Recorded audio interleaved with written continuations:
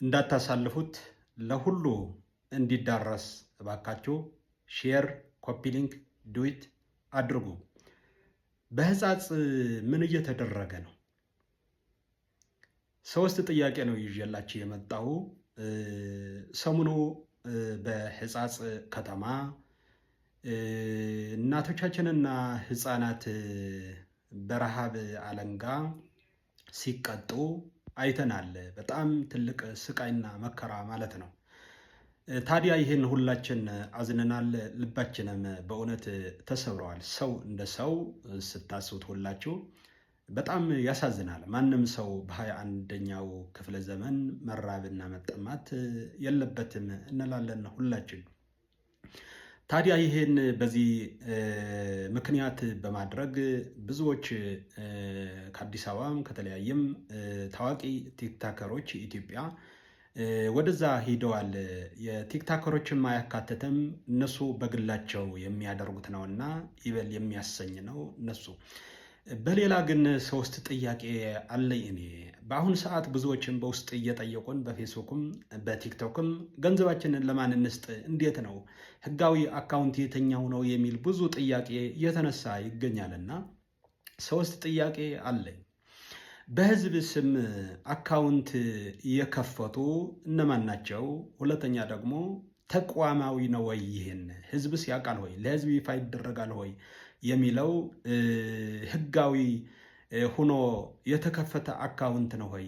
ከተከፈተስ ግለሰቦች በህዝብ ስም መክፈት ይቻላል ወይ የሚለው አንድ ጥያቄ ብዙዎች የሚጠይቁት የሆነ ይገኛልና በዚህ ግልጽ ብታደርጉት ማለት ነው። ሁለተኛ በአሁኑ ሰዓት ምናልባች የገበያ ግርግር ለሌባ ያመቻል እንደሚባለው በዚህ ሰዓት በትግራይ ህዝብና ሰቆቃ መከራ ምክንያት በማድረግ ብዙዎች ደግሞ ለሽቀላና ለትርፍ ለመስራት የሚሯሯጡ ብዙዎች ሊኖሩ ይችላሉና ጥንቃቄ ማድረግ ይኖርብናል ማለት ነው። የተለያየ የእናቶች ቪዲዮ የህፃናት እየለጠፉ በተለያየ ነገር በእንደዚህ አይነት በግላቸው በተለያዩም አካውንት የሚዘረጉ ሰዎችም እንዳሉ ብዙዎች ጥቆማዎች እየደረሱ ነውና ጥንቃቄ እናድርግ። በተለይም በህዝብ ገንዘብ ሲዋጣ ህጋዊና ህጋዊ መሆን አለበት እና ተቋማዊ መሆን አለበት፣ ለህዝቡ ይፋ የሚደረግ መሆን አለበት ለማለት ፈልጋለሁ። ይህን ምክር ነው። ሌላ በአሁኑ ሰዓት ገንዘብ እየተዋጣ ያለው እየተቆጣጠረው ያለው ማነጅ እያደረገው እየተቆጣጠረው ህጋዊነቱ ይዞ እንዲሄድ እየተቆጣጠረው ያለው ማን ነው? የትግራይ ጊዜያዊ አስተዳደር ወይስ የፌዴራል መንግስት ነው? የፌዴራል መንግስትና የትግራይ ጊዜያዊ አስተዳደር ካልተቆጣጠሩትስ ምን ሊያስከትል ምን ሊያመጣ ይችላል የሚለውን ነገር ጥያቄም ጭምር ነውና በህዝብ ስም ገንዘብ ሲዋጣ ሲሰባሰብ በኋላም ምናልባት በግላቸውም አካውንት ከፍታቸው የምትንቀሳቀሱ ሰዎች በኋላም ችግር እንዳያመጣባቸው ጥንቃቄ ብታደርጉ መልካም ነው ለማለት እፈልጋለሁ። እርዳታችን መልካም ነው። በሁላችን መላው ኢትዮጵያውያን ብንተጋገዝ ብንረዳዳ መልካም ነው። ይህን እንዳለ ሆኖ ግን ምናልባት በተለያየ ይህን የታወቀ የለም። ስንት ሰዎች ናቸው ይህን አካውንት የከፈቱት? የትግራይ ቲቪም በመንግስት አካል የወጣ አካውንት አይቻለሁ። በግለሰቦችም 2 ነው 4 3 ሆነው አውጡት የሚል አካውንት አይቻለሁ። የሌሎችም አይቻለሁ። ብዙ አካውንት እየተዘረጋ ነው በቲክቶክም በፌስቡክም እና እባካችሁ የሚመለከታቸው አካላት በተለይ የፌዴራል መንግስትና የትግራይ ጊዜያዊ አስተዳደር ህጋዊነቱ ይዞ እንዲሄድ ቁጥጥርን ብታደርጉ መልካም ነው ለማለት እፈልጋለሁ። አንደኛ ይህን ነው። ሁለተኛ ደግሞ ይህን መልካም ወጣቶች በእንደዚህ የምታስተባብሩ ወጣቶችም እህቶችና ወንድሞች የምታስተባብሩ ተቋማዊ ብታደርጉትና ህጋዊነቱን ይዞ ቢቀጥል መልካም ነው ለማለት ፈልጋለሁ። ሕጻጽ ብቻ አይደለም፣ በተለያዩ ሌላ ቦታዎችም ትግራይ ላይ ብዙ አሉ። በሌላ ቦታውም በኢትዮጵያም እንደዛ አይነት ከሆነ በእንደዚህ አይነት ብንመለከተው ብናየው መልካም ነው እላለሁ። ታዲያ ይህን ተቋማዊ ካልሆነ በግለሰቦች አንዱ ብድግ ብሎ በራሱ 2-3 ሆነው የሚከፍቱ ከሆነ ነገም አደጋ ነው። ከተጠያቂነትም ምናልባት ማምለጥ የማይቻልበት ሁኔታም እንዳትገቡ ጥንቃቄ አድርጉ።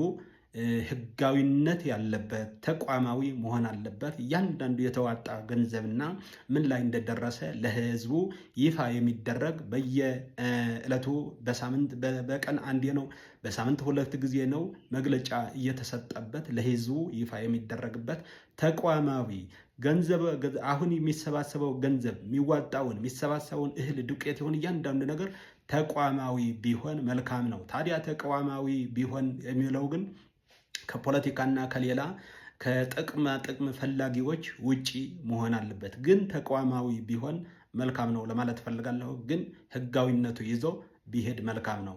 አለበለዚያ 2-3 ሆነው አካውንት እየከፈቱ 2 ለብቻ 3 ለየብቻ አካውንት እየተከፈተ ሲሄድ ግን ምናልባት በህዝባችንም ስም ባይነገድም መልካም ነው ለማለት ፈልጋለሁ። ትብብራችንና እያንዳንዱ ነገር እንግዲህ እንቅስቃሴያችን ግን እንዳለ ቢቀጥል መልካም ነው። ይህን ሲል ግን ቲክታከሮች ከተለያየ ቦታ የሄዱ ቲክታከሮችን አይመለከትም። እነሱ በግላቸው ነው እያደረጉት ያሉ። በህዝብ ስምም አካውንት እየከፈቱ የሉም፣ በግላቸው እያደረጉት ያለው ነው። ግን በህዝብ ስም አካውንት የምትከፍቱ ሰዎች ግን ጥንቃቄ ብታደርጉ መልካም ነው ለማለት ፈልጋለሁ። ታዲያ በህዝብ ስም ከተከፈተ ግን ተቋማዊ መሆን አለበት፣ ህዝቡን የሚያውቀው መሆን አለበት፣ ለህዝቡ ይፋ የሚሆን አለበት፣ ህጋዊነቱ ይዞ የሚሄድ በህጋውያን የሚመራ መሆን አለበት ለማለት ፈልጋለሁ። ታዲያ ይህን ለሁሉ እንዲዳረስ ግን ሼር አድርጎ እባካችሁ። በእንደዚህ አይነት ሰዓት ግን በእናቶችና በህፃናት የምትነግዱ በግርግር ሰዓት በአቋራጭ ለመበልጸግ የምትፈልጉ ሰዎች ግን ጥንቃቄ ብታደርጉ መልካም ነው። ግን ለዚህ ሁሉ ግን እያንዳንዱ እንቅስቃሴ ግን ቁጥጥርና ክትትል ያስፈልገዋል ለማለት ፈልጋለሁ። እግዚአብሔር ከሁላችን ጋር ይሁን። ለህዝባችን ሰላም፣ ፍቅር፣ አንድነት ያድልልን።